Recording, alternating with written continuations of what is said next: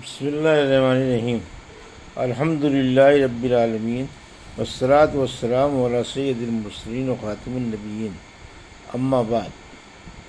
صحیح بخاری باب کتاب العیدین، حدیث نمبر 969،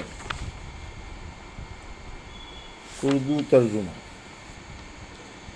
ایام تشریق میں عمل کی فضیلت کا بیان۔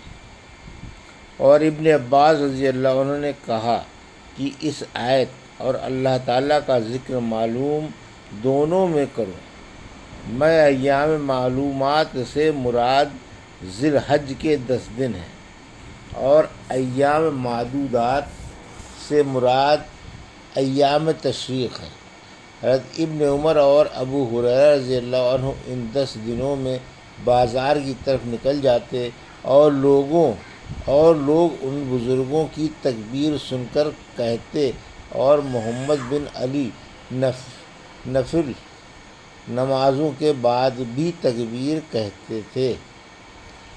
ہم سے محمد بن عرعرہ نے بیان کیا، انہوں نے کہا کہ ہم سے شعبہ نے سلیمان کے واسطے سے بیان کیا، ان سے مسلم بطین نے، ان سے سعید بن جبیر نے، ان سے عبداللہ بن عباس رضی اللہ عنہ نے کہ نبی کریم صلی اللہ علیہ وسلم نے فرمایا، ان دنوں کے عمل سے زیادہ کسی دن کے عمل میں فضیلت نہیں ہے۔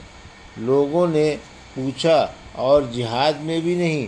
آپ نے فرمایا، ہاں، جہاد میں بھی نہیں، سوائے اس شخص کے جو اپنی جان و مال خطرے میں ڈال کر نکلا اور واپس آیا تو ساتھ کچھ بھی نہ لایا، سب کچھ اللہ کی راہ میں قربان کر دیا۔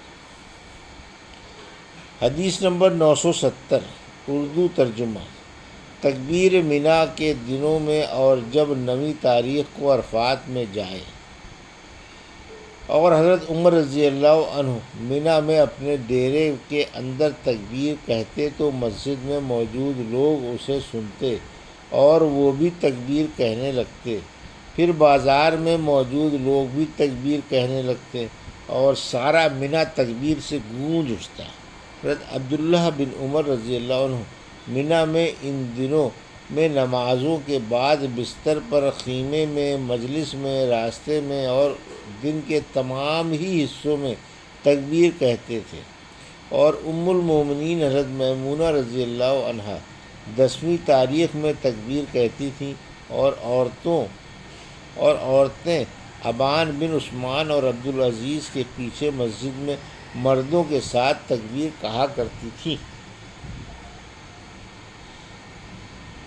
ہم سے ابو نعیم نے بیان کیا، کہا کہ ہم سے امام مالک بن انس نے بیان کیا، کہا کہ مجھ سے محمد بن ابی بکر ثقفی نے بیان کیا، کہا کہ میں نے انس بن مالک رضی اللہ عنہ سے تلبیہ کے متعلق دریافت کیا کہ آپ لوگ حضرت محمد صلی اللہ علیہ وسلم کے عہد میں اسے کس طرح کہتے تھے۔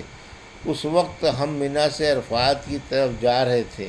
انہوں نے فرمایا، تلبیہ کہنے والے تلبیہ کہتے اور تکبیر کہنے والے تکبیر، اس پر کوئی اعتراض نہ کرنا۔ حدیث نمبر 971، اردو ترجمہ۔ ہم سے محمد نے بیان کیا، کہا کہ ہم سے عمر بن حفص نے غیاث نے بیان کیا، کہا کہ مجھ سے میرے باپ نے عاصم بن سلیمان سے بیان کیا، ان سے حفصہ بنت سیرین نے، ان سے عطیہ نے، انہوں نے فرمایا، آن رسول صلی اللہ علیہ وسلم کے زمانے میں ہمیں عید کے دن عیدگاہ میں جانے کا حکم تھا۔ کنواری لڑکیاں اور حائضہ عورتیں بھی پردے میں باہر آتی تھیں، یہ سب مردوں کے پیچھے پردے میں رہتیں۔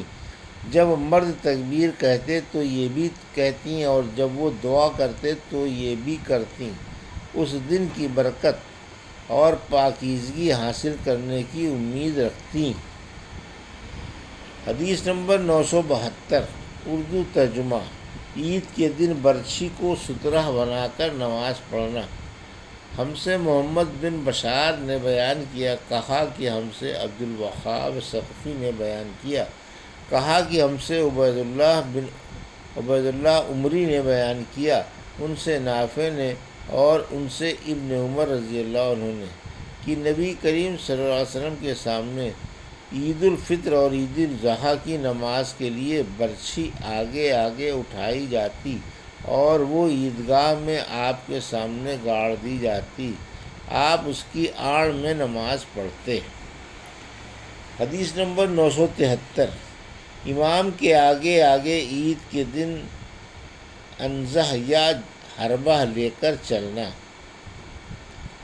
ہم سے ابراہیم بن منظر حضامی نے بیان کیا، کہا کہ ہم سے ولید بن مسلم نے بیان کیا، کہا کہ ہم سے ابو عمر اوزاعی نے بیان کیا، کہا کہ ہم سے نافع نے ابن عمر رضی اللہ عنہ سے بیان کیا، انہوں نے فرمایا نبی کریم صلی اللہ علیہ وسلم عیدگاہ جاتے تو برچھا ڈنڈا جس کے نیچے لوہے کا پھل لگا ہوتا ہے آپ صلی اللہ علیہ وسلم کے آگے آگے لے جایا جاتا تھا، پھر یہ عیدگاہ میں آپ صلی اللہ علیہ وسلم کے سامنے گاڑ دیا جاتا تھا اور آپ صلی اللہ علیہ وسلم اس کی آڑ میں نماز پڑھتے۔ حدیث نمبر 974۔ اردو ترجمہ۔ عورتوں اور حیض والیوں کا عیدگاہ میں جانا۔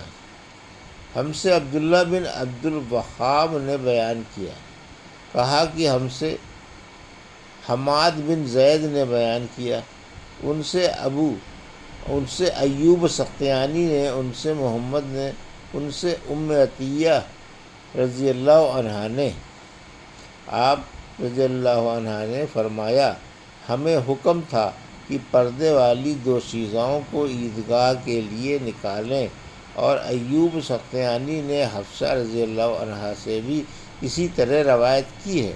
حفصہ رضی اللہ عنہا کی حدیث میں یہ زیادتی ہے کہ دوشیزائیں اور پردے والیاں ضرور عیدگاہ جائیں اور حائضہ نماز کی جگہ سے علیحدہ رہے۔ حدیث نمبر 975۔ اردو ترجمہ۔ بچوں کا عیدگاہ جانا۔ ہم سے عمر بن عباس نے بیان کیا، انہوں نے کہا کہ ہم سے عبد الرحمن بن مہدی نے بیان کیا، انہوں نے کہا کہ ہم سے سفیان ثوری نے عبد الرحمن بن عابس سے بیان کیا، انہوں نے ابن عباس رضی اللہ عنہ سے سنا، انہوں نے فرمایا میں نے عید الفطر یا عید الاضحیٰ کے دن نبی کریم صلی اللہ علیہ وسلم کے ساتھ نماز پڑھی، آپ صلی اللہ علیہ وسلم نے نماز پڑھنے کے بعد خطبہ دیا، پھر عورتوں کی طرف آئے اور انہیں نصیحت فرمائی اور صدقے کے لیے حکم دیا۔ حدیث نمبر 976۔ اردو ترجمہ۔ امام عید کے خطبے میں لوگوں کی طرف منہ کر کے کھڑا ہو۔ ہم سے ابو نعیم فضل بن دکین نے بیان کیا، کہا کہ ہم سے محمد بن طلحہ نے بیان کیا، ان سے زبید نے، ان سے شعبی نے، ان سے براء بن عازب رضی اللہ عنہ نے، انہوں نے کہا کہ نبی کریم صلی اللہ علیہ وسلم عید الاضحیٰ کے دن بقیع کی طرف تشریف لے گئے اور 2 رکعت عید کی نماز پڑھائی، پھر ہماری طرف چہرہ مبارک کر کے فرمایا سب سے مقدم عبادت ہمارے اس دن کی یہ ہے کہ پہلے نماز پڑھیں، پھر نماز اور خطبے سے لوٹ کر قربانی کریں، اس لیے جس نے اس طرح کیا اس نے ہماری سنت کے مطابق کیا، اور جس نے نماز سے پہلے ذبح کر دیا تو وہ ایسی چیز ہے جسے اس نے اپنے گھر والوں کے کھلانے کے لیے جلدی سے مہیا کر دیا اور اس کا قربانی سے کوئی تعلق نہیں۔ اس پر ایک شخص نے کھڑے ہو کر عرض کیا کہ یا رسول اللہ، میں نے تو پہلے ہی ذبح کر دیا، لیکن میرے پاس 1 سال کی پٹھیا ہے اور وہ دوندی بکری سے زیادہ بہتر ہے۔ آپ صلی اللہ علیہ وسلم نے فرمایا خیر تم اسی کو ذبح کر لو، لیکن تمہارے بعد کسی کی طرف سے ایسی پٹھیا جائز نہ ہوگی۔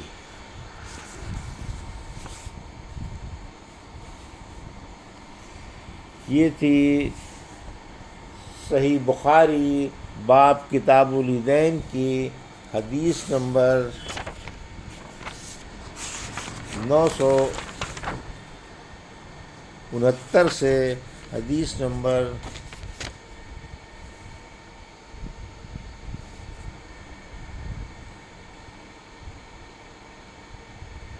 976 کا اردو ترجمہ جو ابھی آپ نے سماعت فرمایا۔ اللہ سے دعا ہے کہ اللہ ہمیں اور آپ کو ان حدیثوں کی صحیح سمجھ عطا فرما اور ان پر عمل کرنے کی توفیق عطا فرما۔ آمین یا رب العالمین۔